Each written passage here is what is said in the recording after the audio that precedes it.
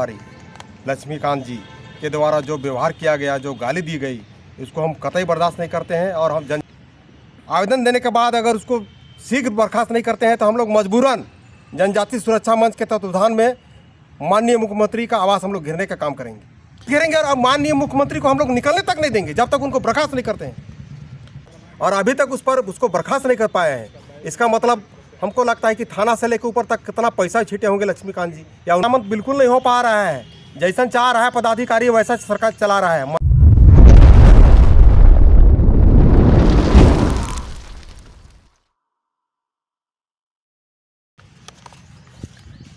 जोहार। कल हम लोग महामहिम राज्यपाल राजभवन के पास एक दिवसीय धरना के माध्यम से माननीय मुख्यमंत्री को, जो अभी बीते दिनों आप देखे होंगे कि समाज पत्रों और वीडियो के माध्यम से आदिवासी महिला अपना सुरक्षा को लेकर, ज़मीन विवाद को लेकर सदर थाना में गए थे और वहाँ का थाना प्रभारी लक्ष्मीकांत जी के द्वारा जो व्यवहार किया गया, जो गाली दी गई, इसको हम कतई बर्दाश्त नहीं करते हैं। और हम जनजाति सुरक्षा मंच इसको तत्काल बर्खास्त करने की मांग किए थे और पेपर में भी निकाले थे। और हम लोग यही किए थे कि उसको अगर बर्खास्त नहीं किया जाएगा तो हम लोग सीएम आवास का घेराव करेंगे। और कल हम लोग एक दिवसीय धरना के माध्यम से माननीय मुख्यमंत्री को ज्ञापन देंगे, जिसमें हम लोग सदर थाना के प्रभारी लक्ष्मीकांत जी को अविलंब बर्खास्त करें। अगर आवेदन देने के बाद अगर उसको शीघ्र बर्खास्त नहीं करते हैं तो हम लोग मजबूरन जनजाति सुरक्षा मंच के तत्वाधान में माननीय मुख्यमंत्री का आवास हम लोग घेरने का काम करेंगे। लगातार इतना दिन हो गया है, अभी तक कार्रवाई नहीं होना, क्या लगता है कि सरकार से बड़ा कहीं तो दिन? बहुत ही चिंता का विषय है, क्योंकि झारखंड आदिवासी क्षेत्र है।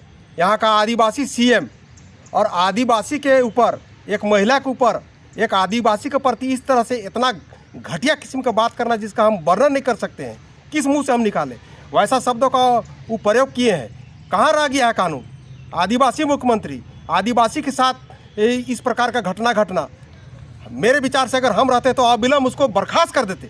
और कल धरना के माध्यम से माननीय मुख्यमंत्री अगर शीघ्र उनको बर्खास्त नहीं करते हैं तो मैं आपको चैनल के माध्यम से बहुत जल्दी सीएम आवास का आवास घेरेंगे। और माननीय मुख्यमंत्री को हम लोग निकलने तक नहीं देंगे जब तक उनको बर्खास्त नहीं करते हैं। क्या लगता है कि कार्रवाई नहीं होना, इसको कैसे देखते हैं?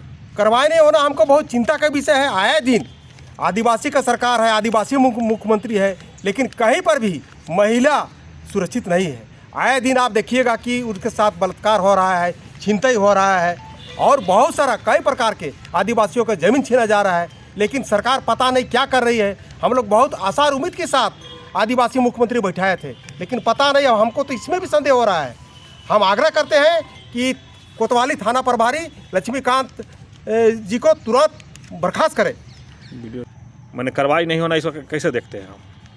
कार्रवाई नहीं होना बहुत ही चिंता का विषय है। एक थाना प्रभारी आदिवासी के प्रति इस तरह से बात करना और इस तरह से घिनौना कार्य करना, जबकि आदिवासी मुख्यमंत्री है और अभी तक उसको बर्खास्त नहीं कर पाए हैं। इसका मतलब हमको लगता है कि थाना से लेकर ऊपर तक कितना पैसा छीटे होंगे लक्ष्मीकांत जी, या उनके पास कहाँ से इतना रुपया आया होगा। और हमको बहुत चिंता लग रहा है, क्योंकि हम लोग बहुत आशा उम्मीद के साथ आदिवासी मुख्यमंत्री बनाए थे और बड़ा अंदर से उत्साह था। लेकिन इस प्रकार का कार्रवाई नहीं होना कहीं ना कहीं बहुत बड़ा चिंता है और कहीं ना कहीं पैसा का खेल है। आदिवासियों के लिए सुरक्षा के लिए ST/SC एक्ट बनाया गया है, जिसमें आदिवासी सुरक्षित महसूस करें, लेकिन आज खुले तौर पर उसका उल्लंघन किया जा रहा है और न ही उनका अनुपालन किया जा रहा है। क्या लगता है, सरकार आदिवासी होने के बावजूद आदिवासियों की सुरक्षा को लेकर के गंभीर नहीं है? अभी वर्तमान का सरकार आदिवासियों के प्रति मैंने अच्छा कार्य नहीं कर रहा है। देखिए, आदिवासी अनुसूचित जाति, अनुसूचित जनजाति अत्याचार निवारण हरिजन थाना, आदिवासी थाना जो आपका बना हुआ है, कई संगठनों, आदिवासी संगठनों ने जाके वहाँ पर प्राथमिकी दर्ज की, उसके बाद भी कोई कार्रवाई नहीं हुई है। तो प्रशासन कहाँ सोया हुआ है? मुख्यमंत्री को चाहिए कि तुरंत ऐसे थाना प्रभारियों को बर्खास्त करे। थाना नहीं मान रहा है तो उसको लोगों ने हाजिर करे, तब न सुनवाई होगा। एकदम प्रशासन बेधड़क है, जिसको जहाँ मन कर रहा है वहाँ पर लूट रहा है, मार रहा है, पीट रहा है। तो ऐसे में कैसे चलेगा झारखंड? लगातार ये भी बात उठती रही है कि ब्यूरोक्रेसी जो है सरकार पर हावी है, सरकार की बातें नहीं मानती है। तो क्या लगता है, कानून सही सलामत अनुपालन हो पाएगा? कानून सही सलामत बिल्कुल नहीं हो पा रहा है। जैसा चाह रहा है पदाधिकारी वैसा सरकार चला रहा है। मंत्री और ये सब का नहीं चल पा रहा है। अगर मंत्री का चलता तो एक झटका में जिस दिन कांड किया था सदर थाना प्रभारी, उसका 12 घंटा के अंदर हमको लगता है कि थाना प्रभारी को बर्खास्त कर देना चाहिए था। सरकार के ऊपर प्रशासन एकदम हावी है, सब मंत्री और ये सब का किसी का नहीं चल रहा है। किसको दोषी मान रहे हैं? प्रशासन अपने लोगों को बचा रही है या बस सरकार चलाने में असमर्थ दिखाई दे रही है? सरकार चलाने में असमर्थ दिख रही है। अगर इस प्रकार का अगर सरकार टाइट रहता ने तो आए दिन इतना लूटपाट नहीं होता, बलात्कार की घटना नहीं घटता कहीं पर भी अभी झारखंड भर में। और विशेष रूप से आदिवासी महिलाओं के साथ तो ये जब से सरकार बनी है तब से आपका अगर आंकड़ा निकाल के देखिएगा तो सबसे अधिक दुष्कर्म की घटनाएं घटी हैं। कहाँ है सरकार? कहता है बहुत डींग हाँकता है, हम आदिवासी सरकार हैं, आदिवासी की हितकारी हैं। कहाँ क्या कर रहा है? तुरंत उसको अभी आपका न्यूज़ के माध्यम से, जैसे न्यूज़ आपका माध्यम उसका कान तक जाए और उसको बर्खास्त करे। लाइन हाजिर करने से नहीं चलेगा ने। आगे क्या योजना है? अभी सरकार किसी भी तरह से कोई एक्शन मूड में नहीं दिखाई दे रही है। कल हम लोग 1 दिवसीय धरना का माध्यम से जगाने का काम करेंगे कि वैसे थाना प्रभारी को अविलंब बर्खास्त करें ताकि औरों को भी मैसेज जाए। और नहीं तो हम लोग मजबूरन होके माननीय मुख्यमंत्री का आवास घेरेंगे और उसको आवास से निकलने तक नहीं देंगे और उसको कबूल करवाएंगे कि आप आदिवासी हैं कि क्या है, कि मजाक बना लिए हैं। अरे आदिवासी झारखंड है, आदिवासी का मुख्यमंत्री है और आदिवासी महिला और ये सब इतना घटना घट रहा है तो आप किस लिए बने हुए हैं जी? आप कार्रवाई क्यों नहीं करते हैं? नहीं करते इस्तीफा दीजिए। आदिवासियों के ऊपर लगातार चौतरफा हमले हो रहे हैं। बंगाल को ले लीजिए, झारखंड को ले लीजिए, उड़ीसा, पंजाब, कहीं भी है आदिवासियों को जाति सूचक शब्दों से उपयोग किया जा रहा है। क्या लगता है कानून व्यवस्था पूरे देश लेवल पर आदिवासियों के विरुद्ध दिख रहा है? अगर देखिए सरकार आपको संविधान इतना सुंदर आपको आर्टिकल दिया है जिसके तहत आपको आदिवासी एकदम सुरक्षित रहेगा, लेकिन उसको कड़ाई से लागू करेगा तब नहीं। लागू क्या करेगा? मंत्री बना हुआ है, संतरी बना हुआ है, प्रशासन क्यों नहीं लागू करता है? अन्य सामाजिक संगठन, आदिवासी संगठन जाकर प्राथमिकी दर्ज किए, उसके आलोक में जाके उसको अरेस्ट करना चाहिए था, क्यों नहीं किया?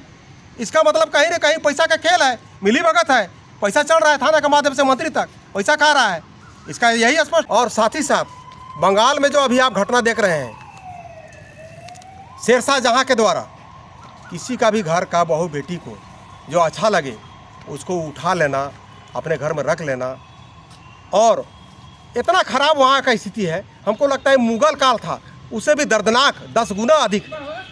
किसी का भी बहू बेटी को वहाँ पर जाके शेरशाह जहाँ मंत्री जाके कहे कि बेटी को हमको दे दीजिए और उसका मन भर उसका घर ले जाए, उसको दुष्कर्म करे, जिसको कहे वोट दे, उसको नहीं कहे तो नहीं वोट दे, और नहीं बात माने तो उसको मरवा दे, और अभी तक फरार है। और हमको लगता है कि महामहिम राष्ट्रपति आदिवासी हैं, एक महिला है, और क्यों अभी तक हमको लगता है कि बंगाल में राष्ट्रपति शासन नहीं लगाया? का महिला का दुख दर्द एक महिला नहीं जान सकती है? इसीलिए कल हम लोग 1 दिवसीय धरना के माध्यम से महामहिम राज्यपाल झारखंड के द्वारा महामहिम राष्ट्रपति को एक आवेदन भी देने जा रहे हैं, जिस पर हम लोग मांग कर रहे हैं कि वैसे घटनाओं के दोषी जो शेरशाह जहाँ जी हैं उसको तो अविलंब सजा मिले, फांसी हो, और साथ ही साथ पीड़ित महिला है उसको न्याय मिले, और बंगाल में यथाशीघ्र राष्ट्रपति शासन लागू हो। परिचय। मेरा नाम सोमा उरांव हुआ और हम जनजाति सुरक्षा मंच की मीडिया